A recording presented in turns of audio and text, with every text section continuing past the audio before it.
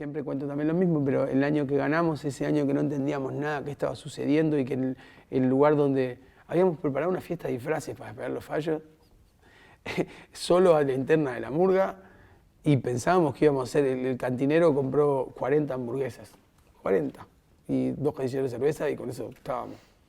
Y de repente había 2000 personas saltando, gritando arriba de los autos de los estacionamientos, no entendíamos nada de nada de nada, en el medio de esa locura. Y la murga había ganado y viene el Canario Luna así, mirándome, que estaba muy cerca de la murga siempre. Y yo todo llorando, Canario, me dice, gordo, ¿ganaste? Sí, jodete. Y se va. Una entrevista distinta, sin vueltas, sin filtros, sin tabúes.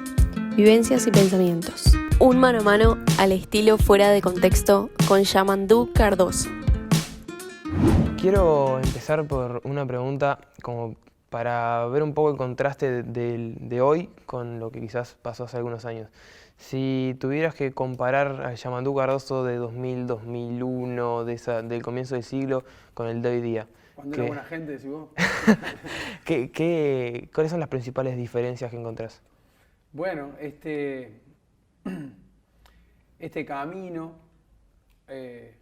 recorrido y vivido con una intensidad que yo jamás me imaginaba, ni sospechaba, ni soñaba, te diría, es una diferencia en sí misma, porque hoy me constituye eso como una persona distinta, porque nos pasaron un montón de cosas, y digo en colectivo porque las cosas más fuertes que le han pasado en mi vida tienen lo colectivo alrededor, entre otras cosas porque está la Catalina, y en torno a ese evento he reconstruido en mi vida, o la vida que se estaba construyendo se fue hacia ahí. Entonces, pienso que se parecen en un montón de cosas, esos dos yamanduses, esos dos tipos, en un montón de ganas, de idea central sobre un montón de cosas, pero también en otro montón de cosas. Yo tendría mis serias discusiones con ese muchachito. Me parece que por suerte el haber convivido tanto tiempo con un grupo que además se parece tanto, y como te decía, tan intensamente, como un montón de vida comprimida en 20 años, me ha hecho ser un poquito mejor o un poquito menos peor en un montón de cosas. Yo qué sé, la posibilidad de entender a quien está enfrente y entender que hay matices bien importantes en la diferencia, que la diferencia no es distancia a veces, o no es un perjuicio, sino que es una riqueza muchas veces, la diferencia y el matiz y el ángulo y esos graditos de un punto al otro de vista nos hacen tener una cosa más rica, más positiva, más sólida. Soy menos... Quiero creer que soy, siendo benevolente conmigo, quiero creer que soy menos rígido que antes, un poco menos estructurado y capaz que un poco más sólido en un montón de cosas que tienen que ver con los conceptos fundamentales. Pero haber entendido básicamente que a veces la solidez no es rigidez, y que a veces cuando confundimos la solidez con esa misma rigidez nos rompemos todos y nos duele un montón. Esas son las cosas que yo creo que en estos años he cambiado. ¿A qué te lleva esa pérdida de rigidez? Probablemente a un mayor ejercicio o un mejor aprovechamiento en el ejercicio de mi libertad, ¿no? A no perderme cosas, a animarme. En muchas cosas sigo siendo igual de cobarde, en un porcentaje bastante importante lo soy, pero en algunas cosas esa chance de habernos vuelto en colectivo, pero a nivel personal menos rígido, me ha permitido la libertad de animarme a experimentar un montón de cosas nuevas, artísticas, estéticas, humanas, que si no me los hubiera perdido. Porque esto no, y porque los dogmas, y porque esto así no es, y por el pensamiento axiomático y binario de esto es así, y se terminó. Y mi idea del mundo es esta, y sí y no siempre. Entonces yo creo que ha sido re positivo el estar, no es una etapa terminada, estoy de verdad todo el tiempo intentando hacer que eso siga sucediendo en mayor medida, ¿no? Entonces hay un montón de cosas que yo no hubiera experimentado nunca si hubiera estado tan obtusa mi mirada como al principio. Obviamente eso no es algo que cambie de la noche a la mañana o de Claro. un día para el otro, pero Y que ni siquiera, perdón que te interrumpa, que ni siquiera muchas veces te das cuenta que estás haciendo ese proceso, ¿no? es como que lo notaste después Sí. con las acciones. Pero Sí. ¿por qué motivo o con qué detonante crees que te diste cuenta que había algo que había cambiado en vos? Bueno, por ejemplo, con el ejercicio del humor, a veces, ¿no? Con Tabaré. Y ni siquiera es un cambio que yo vi solo, que vimos como en retrospectiva, analizamos y leemos mucho las cosas que hacemos, o cada tanto, no sé si mucho, pero le prestamos atención justamente para romperlas y para cuestionarlas y para renegar de ellas muchas veces, para revalorizarlas, para volverlas a utilizar, para que nos vuelvan a servir. Todo lo que hicimos y quisimos escribir en el momento, una de las pocas cosas que tienen en común entre sí es que son cosas que sentíamos en ese momento que teníamos que decir y de esa manera. Después, obviamente, con la mirada del diario del lunes por 1000, hay un montón de cosas que te digo, no solamente que yo en este caso no me aplica la lógica de que no puedo arrepentirme de lo que hice porque todo me trajo hasta acá. De repente todo me trajo hasta acá, pero por un camino que yo, si tuviera chance de recaminar, lo caminaría de una manera distinta. Entonces hay cosas que digo, sí, esto me parece que es una porquería, no solamente como valorización artística, ¿no? Digo, la verdad que no estaba bueno que hiciéramos esto, que pensáramos esto, que nuestra estructura, mirá esto que estaba cantando, hoy lo cantaría, ¿desde qué perspectiva lo cantaría? Era tan así, tan en blanco y negro, tan grave esto que yo sentía. Bueno, eso me ha hecho darme cuenta de un montón de cosas, de que sin duda, siendo yo mismo, también soy un poco otra persona. Con el diario del lunes, entonces, podríamos decir que harías el camino distinto, pero... Sí, algunas cosas sí. ¿Pero te arrepentís de alguna en puntual o crees que de alguna forma u otra todo te terminó llevando a quien sos hoy? Las dos cosas. Porque, por ejemplo, no sé, cosas puntuales. Son enormes arrepentimientos gravísimos que no me permitan vivir. Estoy acá y hago y lo que sí me permite el arrepentimiento es eso justamente, ¿no? Hoy darme cuenta que tal cosa que dije o que escribí en pos del entretenimiento a cualquier costo dañó a alguna persona o fue funcional a reforzar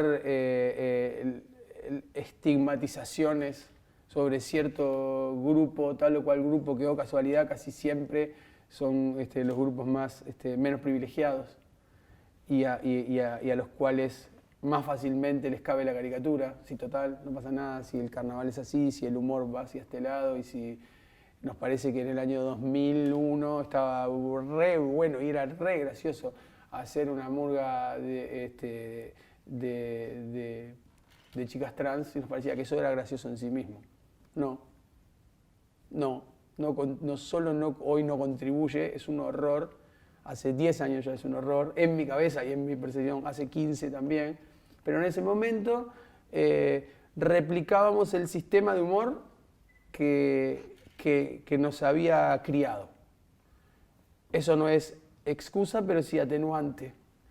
Y sería una porquería si no nos hubiéramos dado cuenta. Y desde el año 2002 que escribimos ese couplé de La Travesaña, nos parecía que no, que escuché una vez a Fernando Frontán,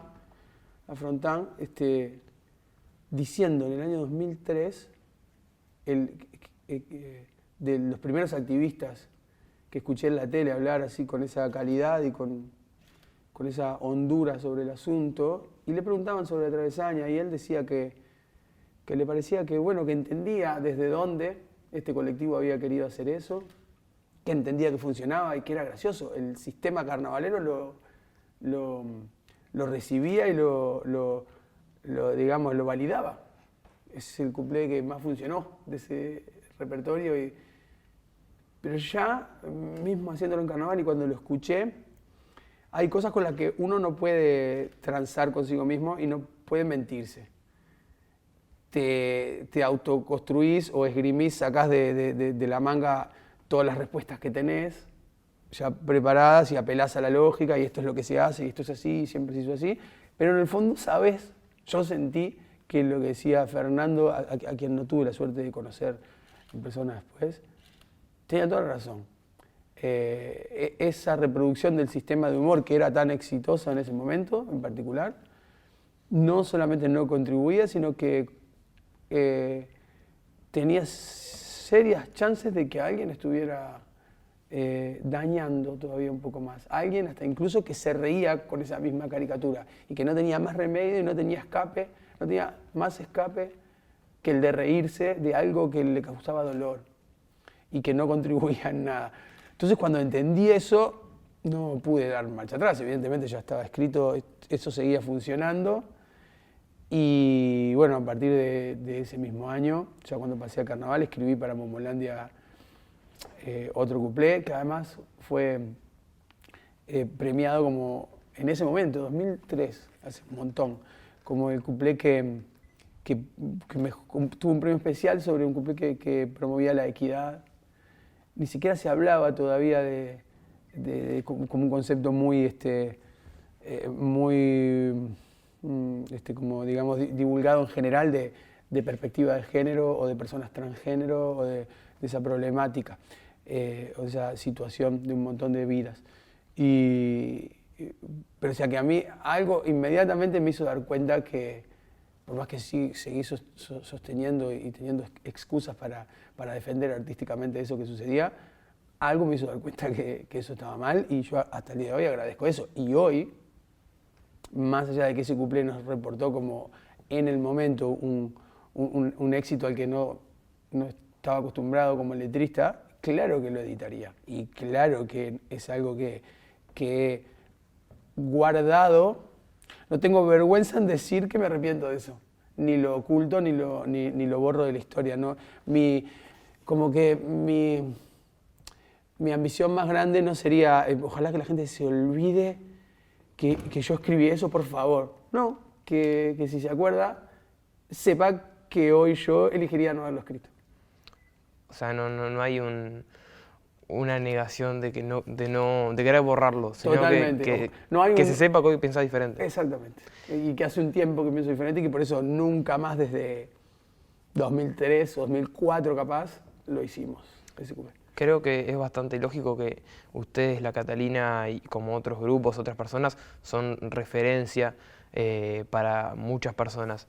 ¿Crees que la referencia, en este caso ustedes como grupo, termina influyendo en la sociedad, o es más la sociedad la que influye en lo que ustedes hablan? Está re buena esa pregunta, y porque no sé la respuesta, y porque creo que pasa un poco las dos cosas también. Que el arte y el arte popular es, como dice Citarrosa, ¿no? Fruto maduro del árbol del pueblo, la canción mía. Entonces, si tomamos esa analogía preciosa de la canción como un fruto, el fruto crece del árbol que a su vez está profundamente enraizado en el pueblo. Y el fruto cae y abona ese terreno del cual otros árboles y otros frutos artísticos van a crecer y a volver a completar ese ciclo. Entonces creo que es un poco las dos cosas. Que el arte, a la escala nuestra, vecinal, a la escala tamaño peatón, en la que podemos ejercer nuestra expresión artística, es hijo directo, o esta expresión es hija directa de lo que sucede en nuestra realidad, y es la única chance que tenemos de nuestro intento de transformación. Esa foto, sacar esa foto social, hacer la caricatura exagerarle los rasgos hasta llevarlo al evento del humor, hasta que aparezca el evento del humor, es la bala que tenemos artística para utilizar al arte como transformador social a escala del barrio, de que esa gente esa noche en el tablado se vaya más contenta, o se vaya con algo resonando en la cabeza, o se vaya discutiéndonos, o se vaya puteándonos. En eso yo creo que incide, a unos centímetros de distancia, cuerpo a cuerpo, incide nuestra expresión. Y después esa expresión es transformada también y es influenciada directamente porque el barro con el que construimos esto que regalamos es la realidad. ¿Alguna vez te sentiste rehén del pensamiento social colectivo o crees que siempre pudiste mantener una independencia de pensamiento, de poder expresar lo que vos creías a pesar de que quizás no sea lo que el general piensa? Está también buenísimo eso que me preguntás. Sí, hay como dos partes de eso. ¿Sabés con qué me pasó? Una muy clara que es cuando sentíamos que, y hablo en plural también porque está mi hermano, Tabaré muy metido en el medio y en un primer momento Carlitos Tanco, como grandes responsables los tres de los libretos de la Catalina. Y a veces sabíamos que esa caricatura que estábamos haciendo, intuíamos que esa caricatura se correspondía con la agenda urgente escrita en algún lado de lo que supuestamente la gente quiere escuchar, ¿no? O el termómetro nos indicaba eso, nuestros pobres radares, que no son más que elementos de medición que funcionan subjetivos, descalibrados, que funcionan a ensayo y error también, y que leen como pueden los datos. A veces nos dábamos cuenta que podía, o cuando lo estábamos haciendo, cuando creíamos que eso iba a coincidir, no coincidía, o viceversa, pero nos dábamos cuenta en el momento, y otras veces nos dimos cuenta después que como nos pasó por ejemplo en el 2019 con Defensores de Causas Perdidas, sentíamos, porque lo venimos sintiendo desde el año 2007 cuando Tabaré nos trae Las Banderas, un cuplé de Las Banderas y que habla sobre el enrolarse momentáneamente, pero a su vez como para siempre, de una manera un poco binaria, con lo que cada persona siente que tiene que decir y sentir. Un poco habla de la obediencia partidaria, un poco habla del entramado social y esta cuestión de que sos mi enemigo ahora, a muerte, pero de repente en conjunto somos otra cosa enemiga a muerte de la que está enfrente, y cómo eso muta, y cómo la sombra de las banderas uno puede estar enfrentándose permanentemente con aliados y enemigos en diferentes turnos. Pero en el 2019 sentimos eso, que con un cuplé que se llamaba La lucha de clases, que en realidad ese era el nombre, la excusa, y tomábamos la idea de la lucha de clases para saltar como un trampolín para hablar sobre la lógica binaria de la grieta y para intentar hacer una caricatura en favor del pensamiento múltiple y en favor de la libertad real y de la desobediencia partidaria y en favor de sacarse los baldes y del pensamiento antidogmático y de multiplicar la duda y la pregunta, y en favor de la horizontalidad en la duda y no de la certeza, de la verticalidad en la certeza. Y ahí hubo un montón de personas que por ser año electoral y por saber nuestra manera o haber escuchado alguna vez de nuestra propia boca decir que nuestra manera filosófica de ver el mundo es una manera que se corresponde con el pensamiento izquierdista desde su génesis, se sintió dolida, desconcertada. Pero entonces, ¿cómo? Si vos sos y eras, no estabas acá, ¿cómo no podés estar criticando esto en este momento que es un año electoral? Bueno, lo que te decía, la Catalina sintió en ese momento Tabaré y yo, que teníamos que decir esto, que teníamos que, el compromiso más grande que podíamos tener era el pensamiento crítico y romper la lógica binaria de tribunas enfrentadas sin razonamiento y abogar por el postulado de que por favor no confundiéramos radicalizar el discurso de manera estéril con un compromiso real en la valentía de decir, loco, esto es todo bien, pero acá me parece que hasta acá no voy. Porque acá en esto estamos errando y yéndonos 70 casilleros hacia atrás y nada que crezca bajo la sombra podrida del odio como primera premisa funciona y además, o funciona positivamente, y nada de esos portazos pegados en la cara de tu vecina de toda la vida es realmente productivo para mantener un entramado social que es lo que después te va a permitir hacer un mundo más justo, realmente comprometido y dar las pulseadas ideológicas con amor y con valentía. No quiere decir el discutirnos en el espejo, no quiere decir volcarse a la liviandad y pasteurizar la caricatura, todo lo contrario. Lo más cómodo para la Catalina era en un año electoral hacer un panfletito lindo, bien armadito y decir, seguimos siendo la murga izquierdista que ustedes piensan o necesitan que seamos. Y quizás sí, pero tenemos esta mirada. Y ahí sentimos que estuvimos un poco rehenes del contexto, de la urgencia de cierta gente porque dijéramos ciertas cosas.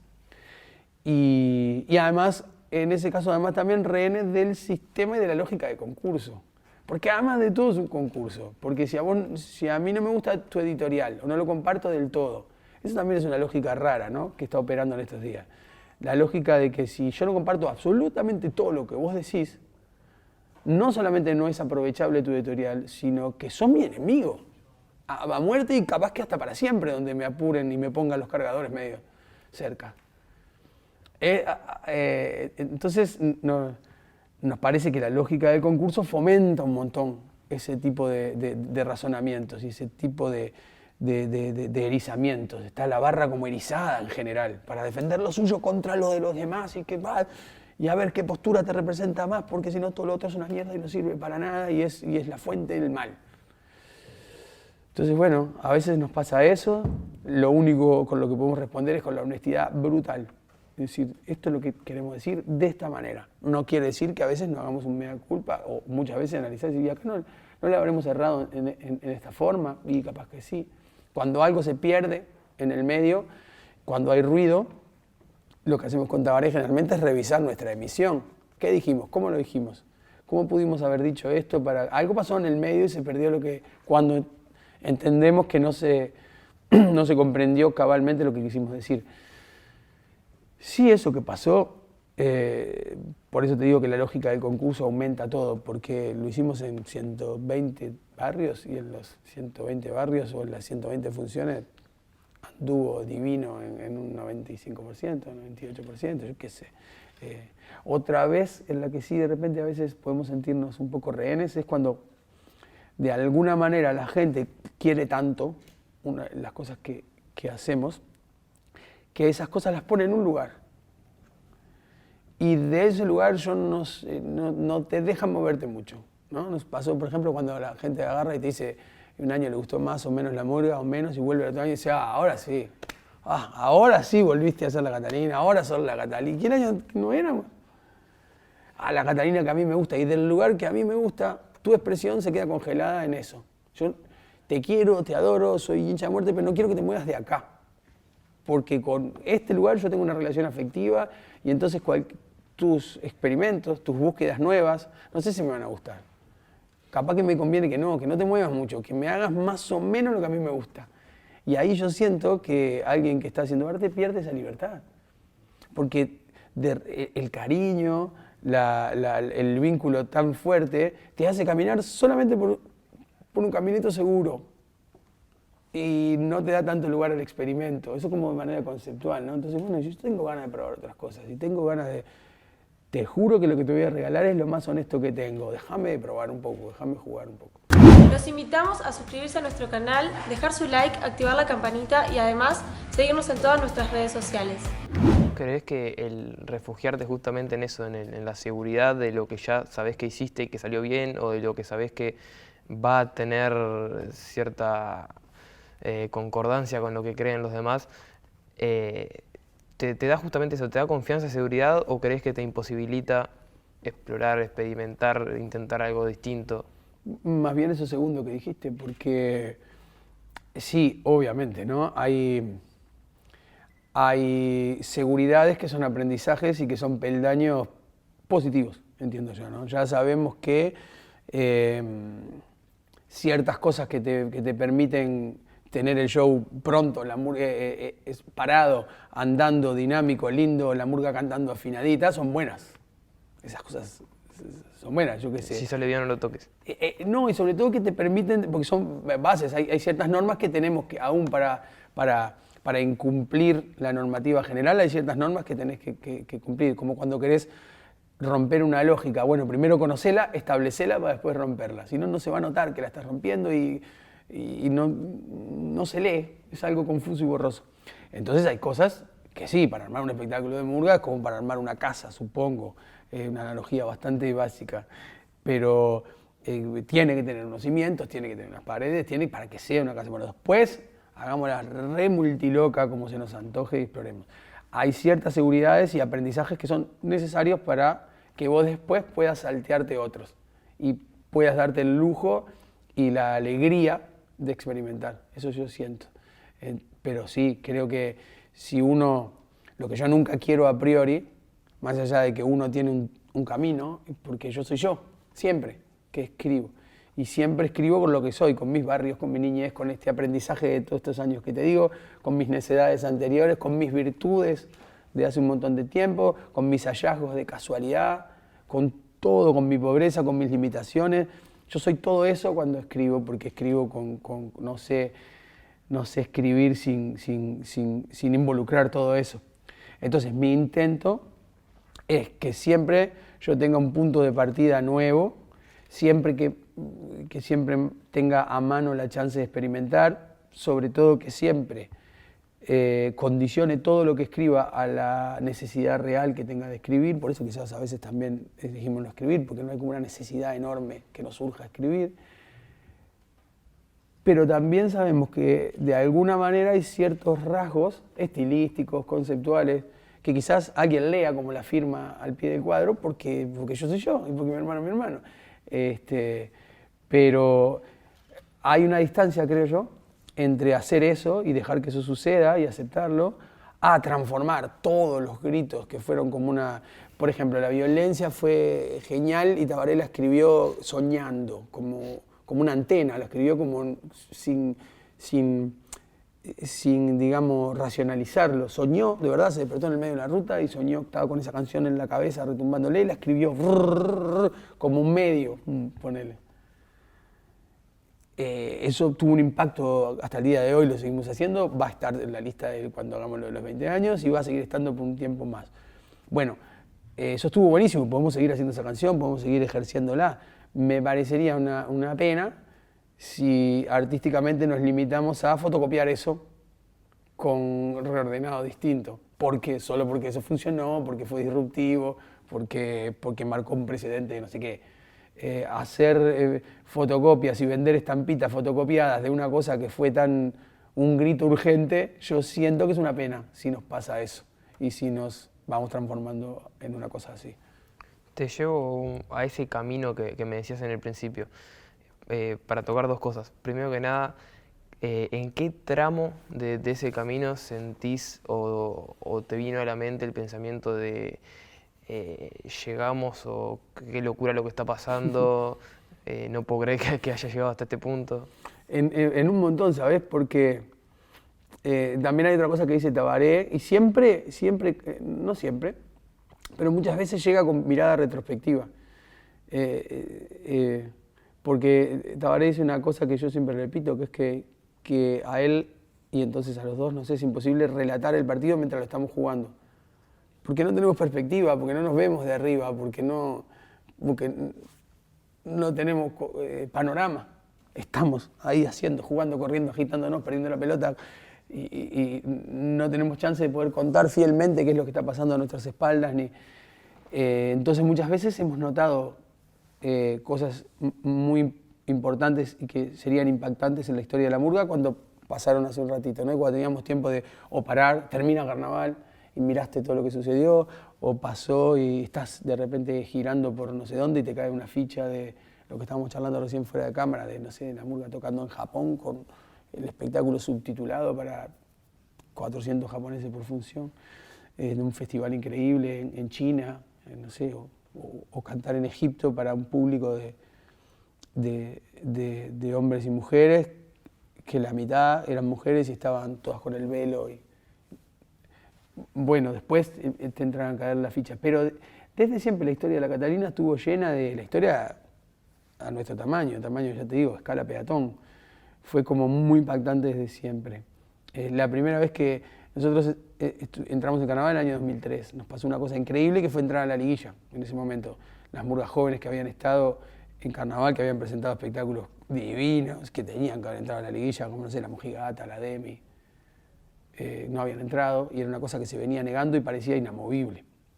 Y la Catalina entró y en el primer carnaval entramos a la liguilla y fue como una cosa que se rompió de primera, rompa el vidrio, pasó.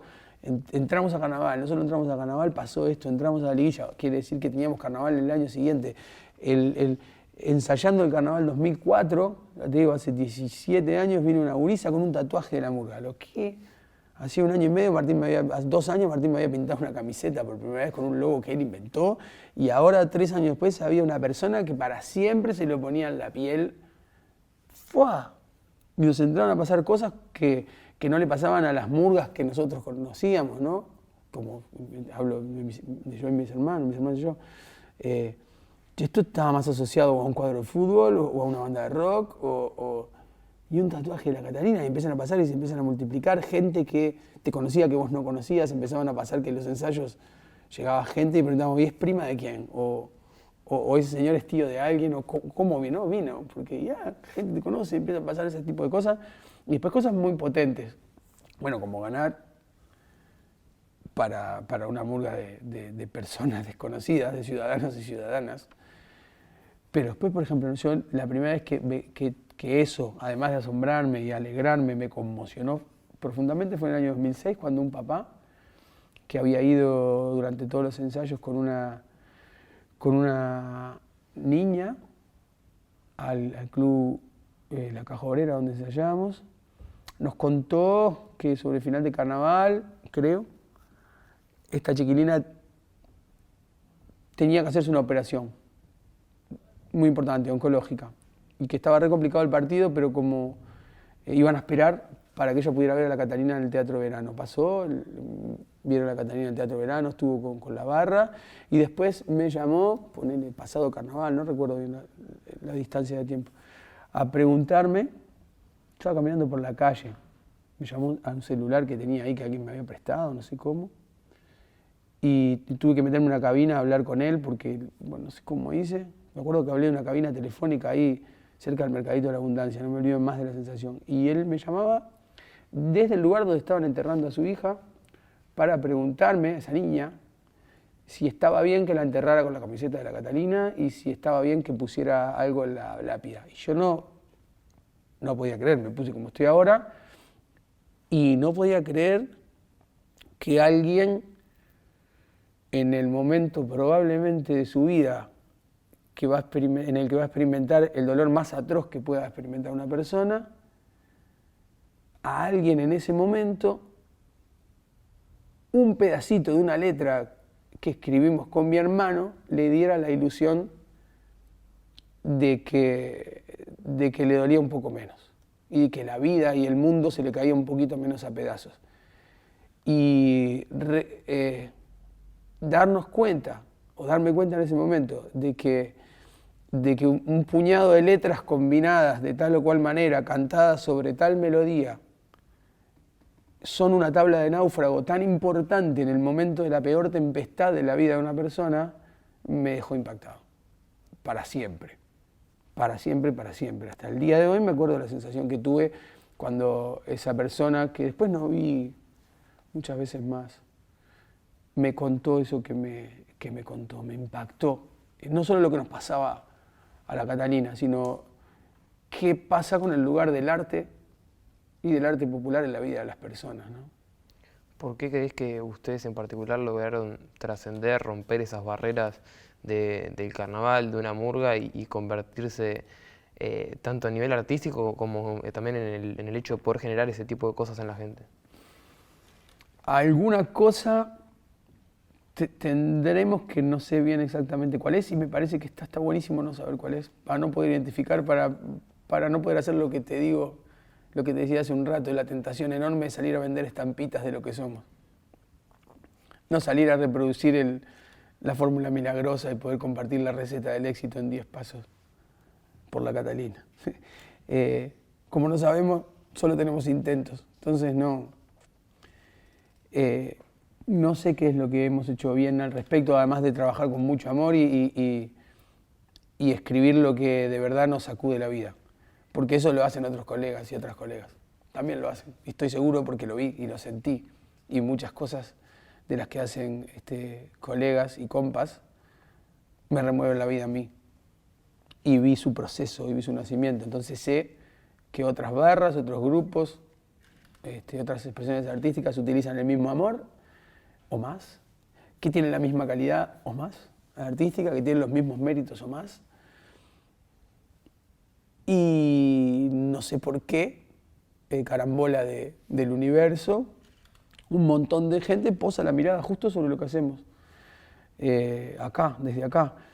Sé que hay una coincidencia genial, para nuestro caso coyuntural. Por ejemplo, la Catalina gana, el primer año que gana Carnaval es el año 2005 y es el segundo año que se transmitía Carnaval en vivo para todo el país.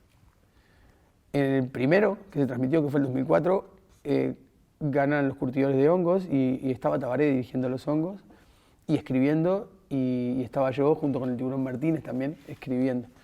Entonces ya el primer año que hay Carnaval televisado para todo el interior del país, esa ventana enorme se abrió de golpe con tremendo éxito, el nombre de Tabaré y Yamandú estaba sonando como ahí fue en la vuelta. Ese mismo año, también en paralelo, la Catalina volvía a entrar a la liguilla y aparecía el Rafa haciendo una tía Nelsa y haciendo unas barbaridades maravillosas, también metiéndose en la casa de la gente, en el medio del clima de un país que venía formando una cosa histórica, coyuntural, sociopolíticamente, estaba despertando un temblor que iba a reconfigurar el mapa del Uruguay para siempre. Ganaba la izquierda en unos meses más y rompía el bipartidismo clásico y tradicional. Y cambiaba, hacía añicos el escenario político conocido hasta ese momento. En ese momento de efervescencia, de búsqueda de nueva esperanza, cae la Catalina, que es una murga que está llevada adelante por lo menos 2 de las personas que ganaron el primer año que se televisaba todo y que venían haciéndolo bárbaro, y de pumba. Quizá el Carnaval también necesitaba un poco eso, como un reseteo funcional de alguna manera, a que sucediera lo heroico que nos gusta tanto también, que sucediera lo imposible, que el cuadro chico pateara el tablero y ganara, que estas personas desconocidas que además armaban todo a nivel colectivo y de manera cooperativa pudieran ganar con unos trajes que habían hecho con sus propias manos y con bajísimo presupuesto. Todo coincidía. Claro, la muda tenía que estar paradita y linda y pronta y con una cosa linda para decir. Pero todo eso otro ayudó un montón. La posibilidad generacional, salvando las enormes distancias y sus enormes repercusiones que han sacudido de verdad la escena cultural uruguaya. Lo que pasa con La Vela, y no te va a gustar, y de Atrevido nunca lo conversé con ellos, pero yo siento que también es una cuestión generacional. En el momento en que se les da la chance de poder dedicarse a vivir de su música y a componer y a compartirla, también tenían más o menos nuestra edad, 20 y algo. Y eso siento que pasó con la Catalina, tuvimos esa suerte generacional. Cuando en el 2005 empezó a estallar los teléfonos, que ni siquiera teníamos, andábamos, que no existían los celulares, vos casi sí existían, pero en la murga teníamos muy pocos. Y ni que hablar que ni WhatsApp, ni nada. Llamaban a un cosito así y sonaba el teléfono todo el tiempo para contratar un teléfono nuevo que el Maxi Pérez, mi compadre, me regaló y que yo no sabía ni cómo atender y decía que sí a todo, y un día teníamos una actuación a la misma hora en Rivera y en Carmelo. Y tuvimos que traer una persona y ver cómo... Cuando pasó todo eso y cuando parte de la barra de la Catalina dijo, bueno, pero entonces si se estira el jornal de carnaval y siguen habiendo presentaciones en abril, era mayo, era junio y había funciones por todos lados y nos llamaban del interior y Argentina. Y entonces esto que es nuestra vocación más profunda, que estamos descubriendo con nuestra vocación, quizás se puede transformar en una profesión. Bueno, teníamos 20 años, 22, no había gurizada a cargo de la gurizada un poco más grande que éramos. Había chances de volver con la cola entre las patas a las casas de los viejos y pedir, bueno, me había ido, pero ahora si fallaba el plan de la murga y de vivir del arte, había tiempo para volver a retomar una carrera, había tiempo para postergar, para dejar el trabajo en el súper o en la fábrica de armado de muebles y había tiempo de probar porque teníamos 20 años y podíamos irnos a Argentina a girar un mes para ver si nos daban una cerveza y un chorizo. Con eso estábamos notables y podíamos girar. Bueno, hoy no sé si podríamos, porque hay gurizada a cargo de este grupo vetusto que somos, porque hay otras exigencias de vida, porque tenemos 40 y pico. Bueno, tuvimos la suerte enorme de que cuando tuvimos la chance de tirar esa moneda al aire, podíamos hacerlo generacionalmente. Todo eso no sé si asegura que pase lo que pasó. Y por suerte sigue siendo un misterio que no podremos develar, si podremos seguir disfrutando hasta que dure. En medio de todo el fanatismo y el cariño que reciben también hay un poco del otro, hay un poco de odio, no sé si odio, pero mal gusto, de gente que obviamente no comparte o que no le gusta. ¿Cómo tratás eso? ¿Cómo lo has llevado? Capaz en un momento era distinto ahora. Sí, era distinto porque también porque es como empieza a pasar de todo, empiezan a pasar manifestaciones, siempre cuento también lo mismo, pero el año que ganamos, ese año que no entendíamos nada, qué estaba sucediendo y que el lugar donde habíamos preparado una fiesta de disfraces para esperar los fallos, solo a la interna de la murga, y pensábamos que íbamos a hacer, el cantinero compró 40 hamburguesas, 40, y 2 casillas de cerveza y con eso estábamos. Y de repente había 2.000 personas saltando, gritando arriba de los autos de los estacionamientos, no entendíamos nada. En el medio de esa locura, la murga había ganado y viene el Canario Luna así, mirándome, que estaba muy cerca de la murga siempre. Y yo todo llorando, Canario, me dice, gordo, ¿ganaste? Sí, jodete. Y se va. Y yo quedé todo ahí, todo sin entender nada, en cualquier cosa, y después entendí también que me estaba diciendo, mirá que esto, que está divino, en un ratito, es otra cosa. Y ahora pasaste a otro lugar en el que, bueno, vas a ser mirado y van a ser objetos de observación con otros ojos y otras miradas, ¿no? Y enseguida empezó a cambiar y ese idilio duró 1 año, 2 años, y cuando volvimos a ganar en el 2006 era, bueno, esto que era una simpatía y que era un maracanazo prácticamente, una cosa preciosa, ya empieza a romperme soberanamente las pelotas también, y ya no quiero más nada, y estos que eran los niños maravillosos ya son los pendejos de mierda, y que odioso, y que como, y que eso empezó a mutar, y cuando de repente empezabas a recibir no solo las pedradas lógicas, circunstanciales, porque no es ni siquiera una cosa personal, es como, bueno, con lo que pasa ahí, con el macaquito de turno que está ahí parado. Cuando empezás a acostumbrarte a que de tal o cual lado vienen las pedradas y vienen los dardos con comba y con veneno, después tenés que empezar a acostumbrarte al fuego amigo. Y como si vos hasta recién estabas así, pero no, ya no. Y eso empieza a doler en un primer momento, y cuando todo se reduce a eso, y a la competencia, y exactamente a te gano, empieza a votar y empieza a cansar, ¿no? Durante mucho tiempo. Y después eso se hace incontrolable, por lo que te digo, porque también son inéditas las reacciones de lo que sucede con la Catalina, porque es un carnaval inédito desde que la tele se metió. Y ahora después, desde que además estos nuevos paradigmas comunicacionales estallaron, el carnaval con Twitter, con Instagram, con coso en vivo en todos lados, con posibilidad de una llegada increíble, ha hecho que lo que pasa hoy con la Catalina no pase con otros conjuntos, porque además ha durado este fenómeno más de lo que en general duran las cosas que se mantienen tanto tiempo ahí. Y cuando la murga queda fuera, se exorcizó un montón y hubo como un rugido de bien, les tenía que pasar, tenía que estar en la lona, tenía que caer, y venías de hacer una gira mundial, y se van a recorrer el mundo, tomá, y Carnaval no te quiere, y ahora no puedes entrar, y bien hecho, y va, y después la murga, cuando ya parecía que el naufragio era total, ¡prum!, reaparece ahí asomando toda esta talada la Catalina de ese naufragio y volviéndose a meter en carnaval y volviendo a ganar y siendo la murga que en 20 años, desde acá poner de 2000 para acá, no hay otra murga que haya ganado tantas veces como la Catalina y no hay una murga que tenga un promedio que en 11 carnavales gana 5. Y aún dando 9 carnavales de ventaja sobre una murga que haya salido, digo para las personas que quieran leerlo desde ahí, es un poco lógico que despierte el fastidio, el odio, el resentimiento. Claro que es lógico, porque además estamos metidos en el medio de una competencia. Todo lo que hacemos está ligado a si te gano o me ganás, o soy hincha o no soy hincha, o gusto o no gusto, o antes me gustaba y ahora no. Entonces, creo que es un poco lógico, es bastante lógico, y que tiene que ver más con una cuestión del lugar que ocupamos, de quiénes somos realmente, ¿no? Y tal, lo manejo intentando que eso no me saque mucha energía, intentando que eso no duela, a veces no se puede, a veces te saca energía y a veces te pega y te mata. Lo que nunca logró, ni ese dolor, ni ese fastidio, ni esa pena, a mí me da mucha pena la mecánica hater en sí misma, lo que nunca logró esa mecánica fue detenernos. La murga nunca se paró por eso. No te digo que todo lo contrario, pero más bien te digo que todo lo contrario, sí.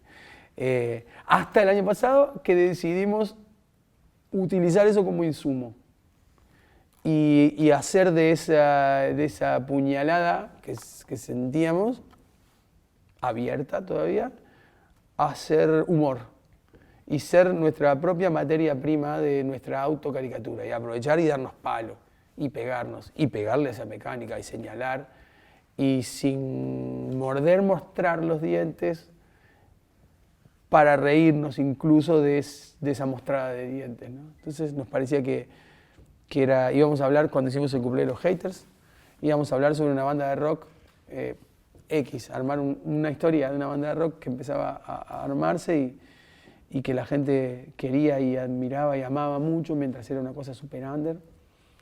Y después dijimos, bueno, en realidad lo que estamos queriendo hacer acá es contar nuestra historia. Tenemos conocimiento de causa, hemos estado de los dos lados, porque soy carnavalero y he estado envenenado discutiéndole algo porque había ganado más de una vez, o porque ya no me gustaba tanto, porque antes era mejor cuando éramos 10 lo que íbamos a ver a los ensayos. Y ahí también nos dimos cuenta que nos daba gracia la mecánica hater en sí misma, y no solo la hater, sino la mecánica del darse vuelta de alguna manera cuando algo se vuelve masivo, que es como una reacción un poco adolescente, ¿no? ¿Viste? Cuando vos tenés como una joyita y sos el único o la única de tu clase que tenés una banda súper rara, mega indie que no conocen ni la barra más indie y vos la tenés, sos vos que la tenés. Y la mostrás y la compartís y le llenás los casilleros a todo el mundo con que escuche esto por favor, porque escuche esto por favor, porque tal, porque somos re pocos los que lo escuchamos y nadie la conoce. Y cuando se empieza a ser conocida, arrancás los pósteres y te querés matar porque al final la escucha cualquier terraja también. Entonces esa mecánica no tiene salida.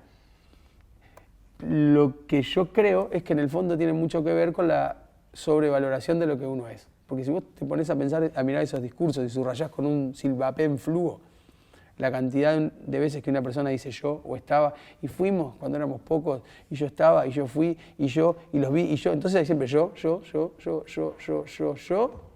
y se pierde el evento artístico en sí mismo. Y no te importa nada el show, te importa que vos fuiste, que vos estuviste, que eras vos, y que eras vos con pocos. Entonces, como es un grupo súper chico, tengo un lugar súper importante. Cuando todo se vuelve manada, y somos un montón de personas que vamos a ver a esa banda, a mí ya no me gusta tanto, porque ya soy uno más, y se me pasa desapercibido completamente.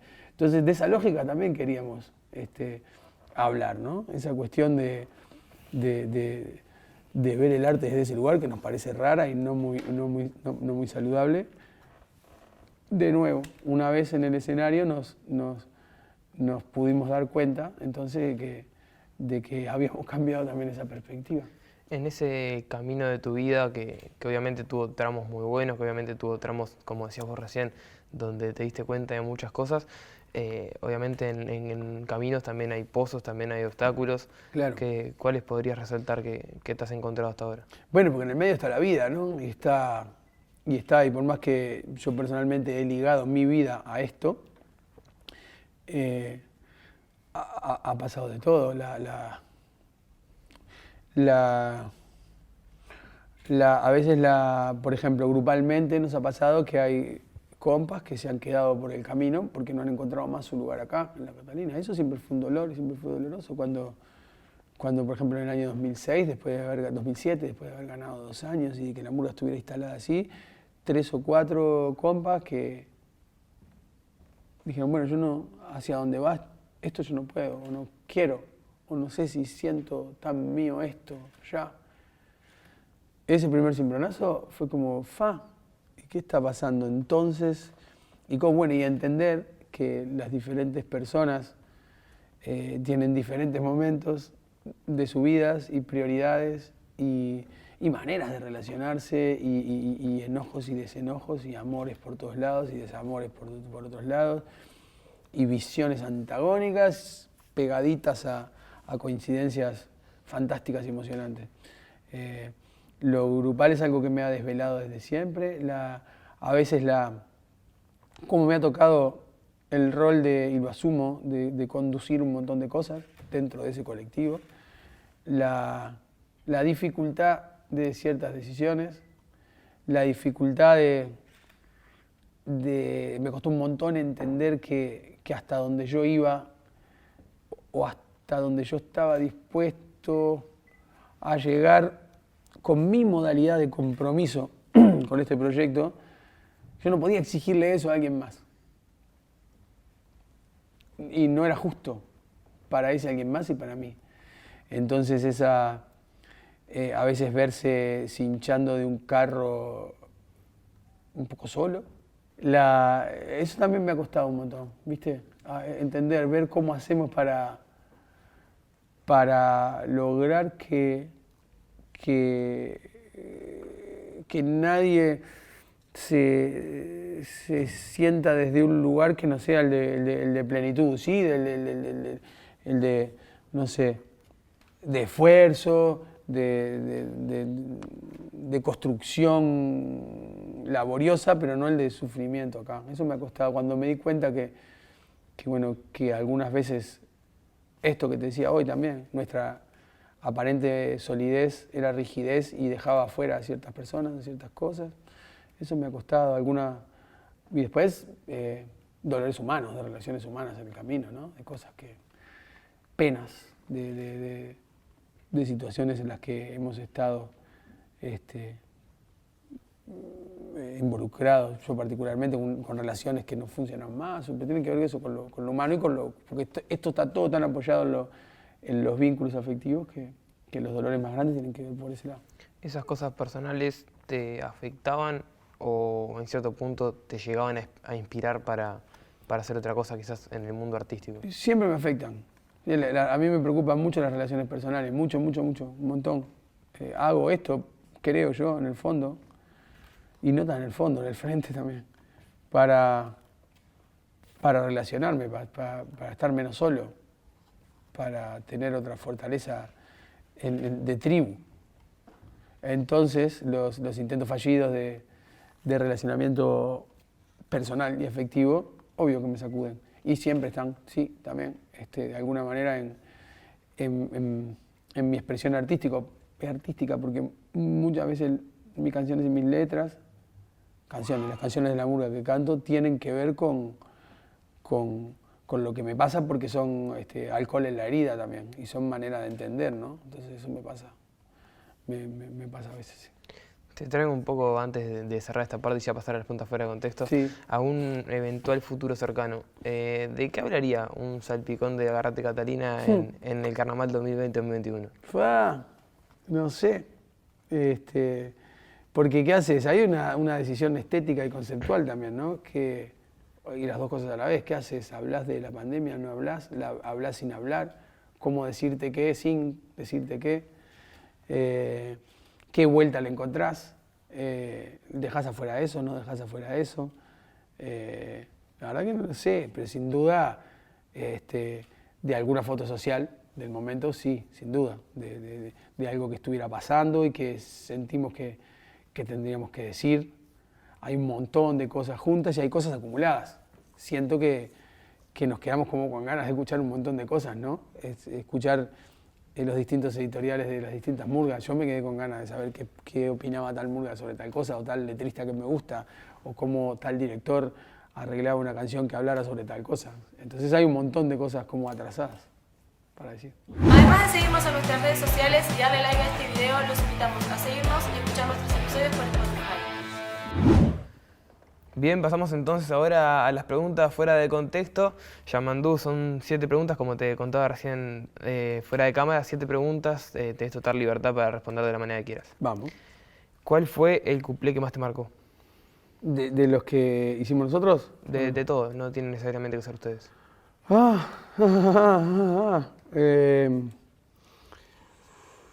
Hay un montón. Por ejemplo, cosas, no sé exactamente cuplé, pero cosas de la BCG me impactaban muchísimo de niño. Esa cuestión del Flaco Morris bajando, o los murguistas y las murguistas bajando a la tribuna, y esa sensación de estar ahí disfrutando mucho de que eso sucediera, con un miedo terrible de que me pasara a mí, que me agarraran, me impactaba mucho. Cosas no sé, de Falta y Resto de esa época, por ejemplo, lo de Murgalá, el cuplé de Murgalá, el cuplé de Arturito, de los Diablos Verdes. Eso en mi infancia. Después, más acá, cosas que hizo Tabaré. Cuando llaman a Tabaré en el 97 para escribir, diciembre del 97 para que escribiera el repertorio 98 de Contrafarsa. Cuando Tabaré escribió Las Chusmetas, a mí me impactó profundamente, esa creación colectiva. Y después de la Catalina un montón, pero por ejemplo cuando vi por primera vez, estando ya encima del escenario, a la gente el día que estrenamos el Pepe en el Sporting, y ver gente haciendo así realmente, doblándose de la risa y mirándolo a Martín, y que no había nada más que Martín en el escenario. La mula cantaba, parece cualquier cosa, la gente estaba caras todas rotas de la risa. No me lo olvido nunca más en mi vida. ¿Qué causa perdida seguís defendiendo? Lo colectivo, la importancia de armar Frankensteins de corazones y personas y gentes y cabezas y miradas distintas. La mirada, la identidad colectiva la defiendo mucho. ¿Es cierto que sos de dormir mucho y en cualquier lado? Soy de dormir muy rápidamente en cualquier lado. Una vez me dormí caminando y en un estado de sobriedad real. Otras veces no tanto, pero en un estado de sobriedad real me dormí caminando. Porque me gusta estar en todo, siempre, en todo y no perderme absolutamente nada. Cierro el bar, nunca me voy antes que se cierre lo que sea y me quiero quedar, y a veces me tengo que levantar muy temprano y me levanto. Eso me pasa. Llego tarde o no, pero siempre estoy en lo que tengo que hacer. Pero no me quiero perder ni una. Entonces me quedo, no sé, se quedaban mirando una película, me decían, Yamandú, estás muerto. Y yo me quedaba y ronco mucho, me quedaba durmiendo en el sillón, les cagaba la película a mis hermanos. Todo por estar, no quiero perderme nada de lo que sucede. Tremendos cigarros. Necesito que me explique cómo dormiste caminando. Venía de un par de noches en gira y funciones muy tarde, y levantarse temprano a hacer prensa. Y dijimos, vamos a tomar una cerveza. Fuimos a tomar una cerveza y yo ya me estaba durmiendo en la mesa del bar. Y en un momento, no sé, hacía 2 días que no dormía, y en un momento siento que cabeceo, no me dormí caminando, evidentemente, sé de haber dado 2 o 3 pasos, de haber durado mi sueño reparador antes de que me agarraran y me dijeran, vos sos tarado, pero no te das cuenta que no te querías ir y te estás cabeceando mientras estaba caminando. Impresionante. Nunca viste una cosa igual. ¿Cuál es tu mayor fortaleza? Ay, mis afectos, sin ninguna duda. ¿Y tu mayor debilidad? A veces pienso que cierto grado de cobardía para algunas cosas. ¿Cómo para qué? A veces para disentir. Tuve que aprender mucho de eso, a discrepar, a plantear mi posición y a poner mi posición a la misma altura que la de alguien más.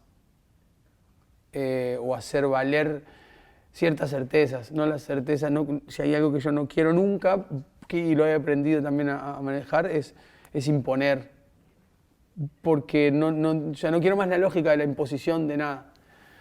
Pero a veces siento que en el medio me voy para otro lado y hay cosas que serían válidas y estaría bueno que yo compartiera y que defendiera un poco más y las apago y las guardo porque no, ¿para qué? No.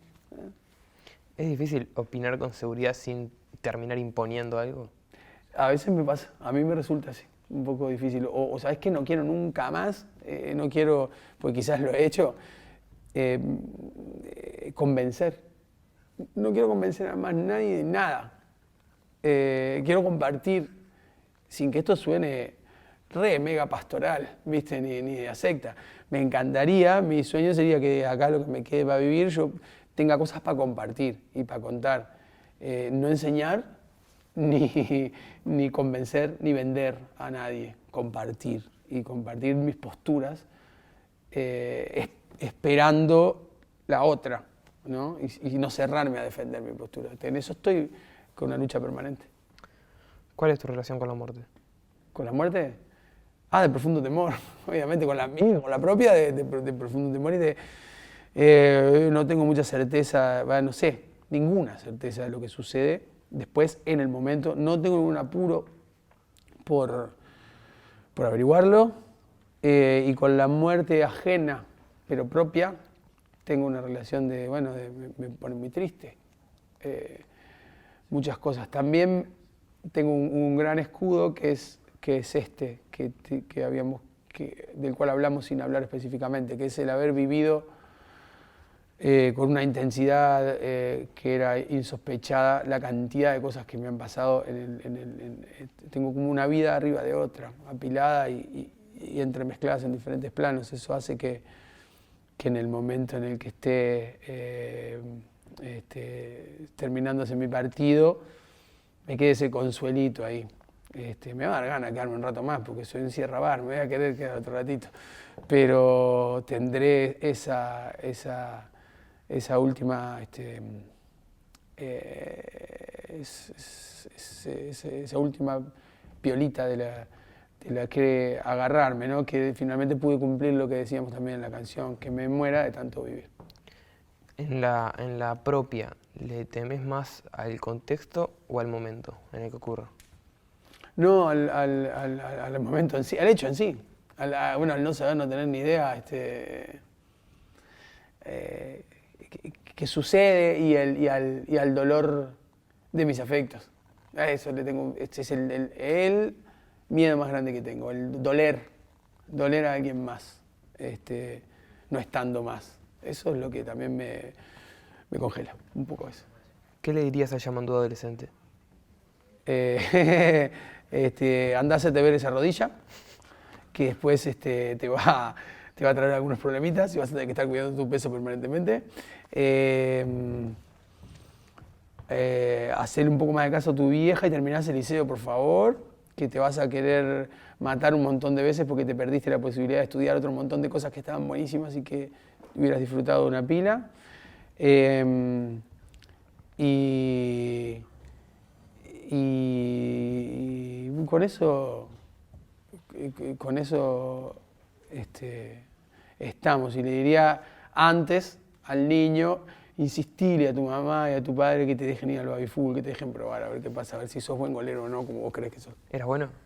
Yo creo que sí. ¿Nunca llegaste? No, ni lo intenté, no digo que soy un cagón bárbaro, pero y además mi vieja no quería mucho nada con el baby fútbol porque al pobre Tabaré, en un partido no le pasaba la pelota y no es malo Tabaré, es incomprendido, tiene una habilidad inútil, es rápido, es bueno, pero le gusta jugar y hacer caño y cosas que no, y no sé, la cosa que más lo fascina del mundo es el escorpión de Guita, ponerle ese tipo de cosas o jugadas así. Y por una jugada que no sé qué, no le pasan más la pelota en el baby fútbol y entonces decidió hacerte un gol en contra.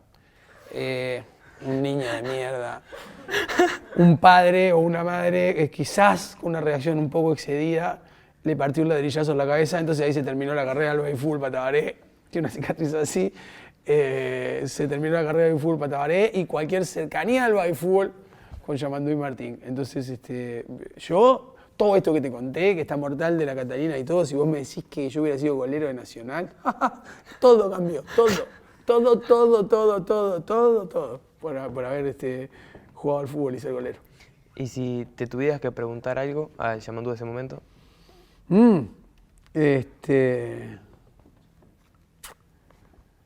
Ay. No lo sé. No sé qué me preguntaría. No le confío mucho en lo que me diría, porque se me pondría a hablar y me diría que no, que me aburriría y me diría. Creo que no le preguntaría nada. ¿Alguna cosa que quizás querías que alguien te preguntara pero nadie lo hizo?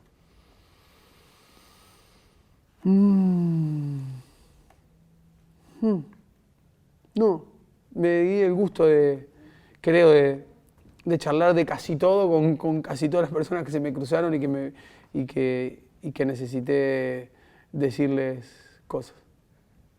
¿Cómo te ves en 10 años?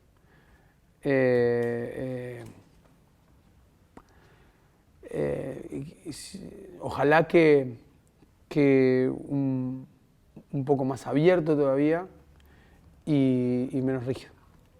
¿Tenés algún objetivo a corto plazo como para cumplir en estos 10 años? Quizás no artístico, pero más personal. Sí, en un par de semanas acordarme de toda la letra que voy a decir en ese día delante de la arena, que cada vez son más cosas que estamos haciendo, más lista de temas. Disfrutar un montón esa noche de reencuentro y decidir qué carajo vamos a hacer con la murga en este nuevo año carnaval y establecerle un rumbo provechoso a toda esta compañía, a este colectivo. ¿Y en el largo plazo?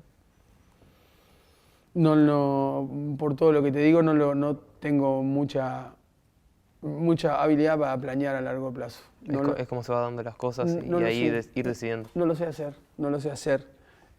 Sueño, me imagino, escenarios maravillosos en mi cabeza, de cosas fantásticas que mágicamente me sucedan, claro.